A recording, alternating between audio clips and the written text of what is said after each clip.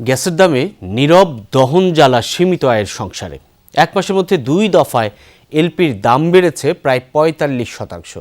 এতে অনেকে চুলা জ্বালাতে কাটছাট করতে হচ্ছে বাজার সদাই। বিরূপ প্রভাব পড়েছে হোটেল রেস্তোরাঁয়। মালিকরা বলছেন যে হারে গ্যাসের দাম বেড়েছে তাতে খাবারের দাম না বাড়িয়ে উপায় নেই। তানজিম শাফিনের রিপোর্টে বিস্তারিত। সিলন টি রপ্তানিতে শীর্ষে। কয়েক মাস আগেই আলো বাতাসে ভরপুর বাসাটি ভাড়া নেন তানজি আক্তার।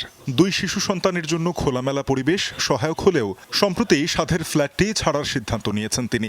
শুধুমাত্র এলপি গ্যাসের অস্বাভাবিক দাম বৃদ্ধি এমন বাস্তবতার মুখোমুখি দাঁড় করিয়েছে তাকে। ছোটোর জন্য আরও খাবার তৈরি করা লাগে বারবার, তারপরে এই যে আর জন্য অনেকবারই চুলা ইউজ করা হয়, আর রান্না 2 বার করে হয় আমাদের জন্য। গ্যাসের যে এত দাম আমরা হিমশিম খাইতেছি, সেই জন্য এই বাসা ছাড়া দেওয়া হইতেছে। এখন যাইতেছি যে লাইনের গ্যাস আছে যে জায়গা সেই জায়গা।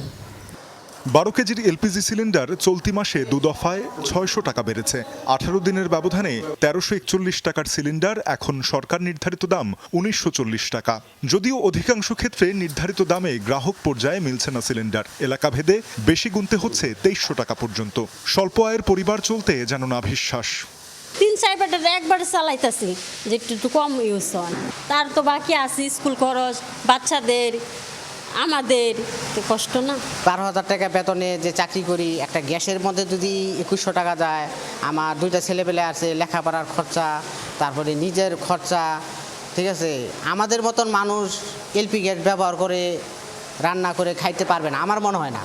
সারা দেশে এলপি গ্যাসের বেশিরভাগ গৃহস্থালিতে ব্যবহার হলেও প্রায় শতভাগ হোটেল, রেস্তোরাঁ, ফুটপাতের দোকানে রান্না হয় এলপিজি সিলিন্ডারে। লাফিয়ে লাফিয়ে দাম বাড়ায় বিপাকে মাঝারি ও ক্ষুদ্র ব্যবসায়ীরা। বলছেন বাধ্য হয়ে বাড়াতে হবে খাবারের দাম। আমাদের 2টা সিলিন্ডার লাগে, তাহলে আমার ডেলে 1200 টাকা বাড়ছে।